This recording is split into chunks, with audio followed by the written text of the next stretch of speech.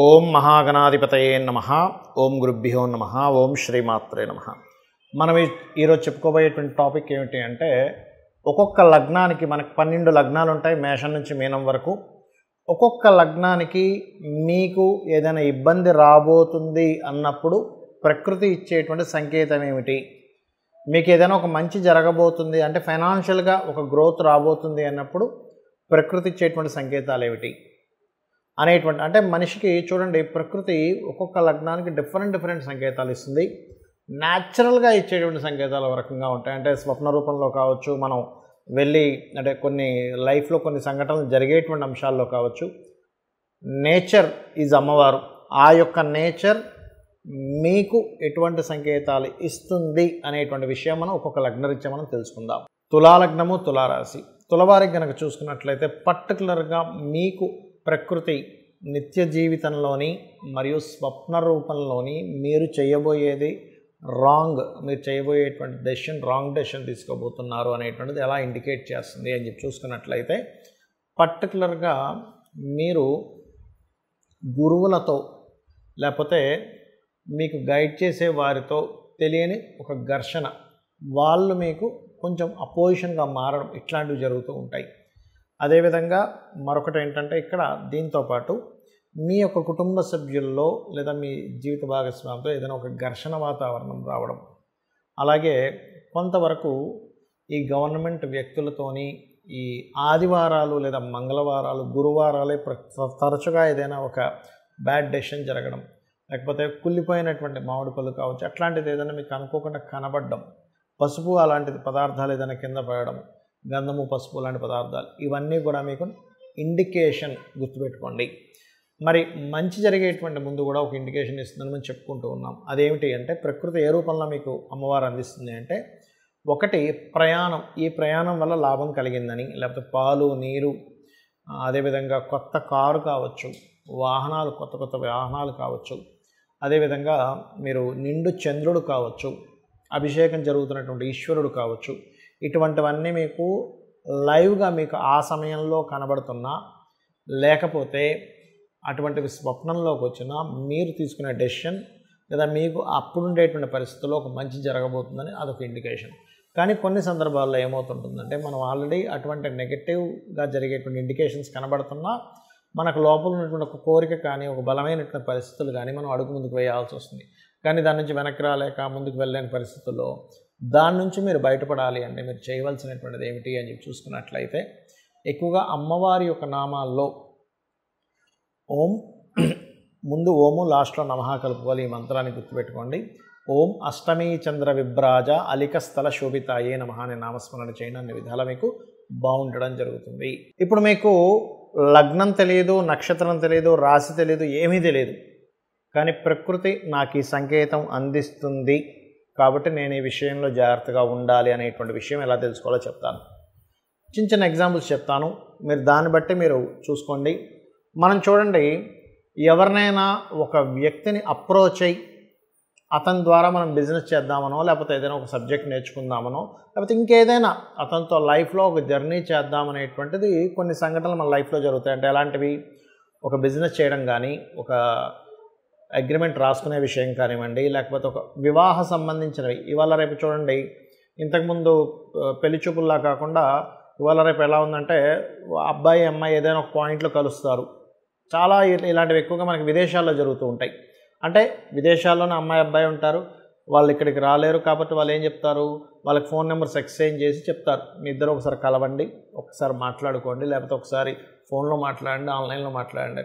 అలాంటప్పుడు మీకు ఆ పార్ట్నర్ని ఎంచుకునే విషయంలో కావచ్చు, అది లైఫ్ పార్ట్నర్, బిజినెస్ పార్ట్నర్ అంశంలో కావచ్చు, తరచూ మీకు ఏదో ఒక ఆటంకం జరుగుతుంది ఆ ప్రయాణంలో. అంటే అక్కడికి వెళ్ళేటువంటి పరిస్థితుల్లో కావచ్చు, ఆ ఫోన్ కాల్ రిసీవ్ చేసుకునే పరిస్థితుల్లో కావచ్చు, అది మీకు సరైనటువంటి సంబంధం కాదు అని మీరు అర్థం చేసుకోండి. అదేవిధంగా ఒక్కొక్కసారి మనం కొన్ని కోర్సెస్ చేస్తుంటాం. ఆ కోర్సెస్ చేసేటప్పుడు కూడా మనకి ఆ ఫలానా డిపార్ట్మెంట్ వాళ్ళకి ఫోన్ చేసినప్పుడు, లేకపోతే వాళ్ళని మనం కన్సల్ట్ అయినప్పుడు సరైనటువంటి డిస్కషన్స్ అవ్వట్లేదు, ఏదో ఒక చెడు, అంటే అదే టైంలో ఏదైనా గొడవ జరగడము, అదే టైంలో ఒక్కోసారి ఎలా ఉంటుందంటే, మనం ఒక పని చేసే ముందు దానికంటే ముందు ఒక నింద అనుభవించడం కానీ, ఒక ఇబ్బందికరమైనటువంటి వాతావరణం కానీ వచ్చి దాని తర్వాత వస్తుంది దాని రిజల్ట్ అనేటువంటిది.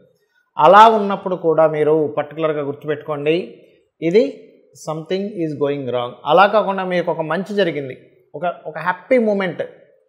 ముహూర్తం అనేటువంటిది ఎలా ఉంటుందంటే, మనకి ఉత్సాహం ఎప్పుడైతే వచ్చిందో, మనకి ఎప్పుడైతే ఆలోచన వచ్చిందో అది స్టార్ట్ చేయడమే గొప్ప ముహూర్తంగా చెప్తూ ఉంటారు. ఆ రకంగా ఇక్కడ ఏంటంటే, మీకు గనక ఈ యొక్క విషయాల్లో మంచి జరిగిన వెంటనే మీరు ఒక నిర్ణయం తీసుకున్నారు, ఇట్స్ గివ్స్ గుడ్ రిజల్ట్. గుర్తుపెట్టుకోండి. ఆ రకంగా మనకు ప్రకృతి అనేటువంటిది, ప్రకృతి అంటే ఎవరో కాదు, అమ్మవారు. ఈ విషయాన్ని బాగా అర్థం చేసుకోండి. అమ్మవారే ప్రకృతి. ఆ శక్తి అంటే మనకు కనబడుతున్నటువంటిది మొత్తము కూడా ఈశ్వరుడు అనుకుంటే, అందులో ప్రసరిస్తున్నటువంటి శక్తి ఏదైతే ఉందో అది అమ్మవారు. ఈ రకంగా మనకు ఒక్కోసారి స్వప్నంలో కూడా వస్తుంది. అయితే దుస్వప్నాలు, మంచి స్వప్నాలు అనేటువంటివి ఉంటాయి. దానికి ఆల్రెడీ నేను మీకు కొన్ని వీడియోల్లో దాని యొక్క పారామీటర్స్ చెప్పాను. పొద్దున్న ఊహించుకున్నది, లేకపోతే మీరు అనుమానించింది, ఒక దాని గురించి మాట్లాడింది, మీరు అనుభవించినటువంటి విషయం. పొద్దునంతా ఏదో ఒక జర్నీ చేశారు, ఒక వాటర్ దగ్గరికి వెళ్ళారు, లేకపోతే ఒక సముద్రం దగ్గరికి వెళ్ళారు. అటువంటివి ఏవైనా సేమ్ కళలోకి వస్తే దాన్ని స్వప్నశాస్త్రపరంగా తీసుకోకూడదు. ఇవేవి కాకుండా మీకు స్వప్నంలోకి రావడము, అనారోగ్యంతో లేకుండా ఆరోగ్యంగా ఉన్నప్పుడు వచ్చినటువంటి స్వప్నము, అది కూడా సమయాన్ని బట్టి, రాత్రి ఏ టైంలో వచ్చిందా, లేకపోతే ఎర్లీ మార్నింగ్ వచ్చిందా, అర్ధరాత్రి వచ్చిందా అనేటువంటి చూసుకోవాలనేది కూడా నేను మీకు గత వాటిలో చెప్పాను.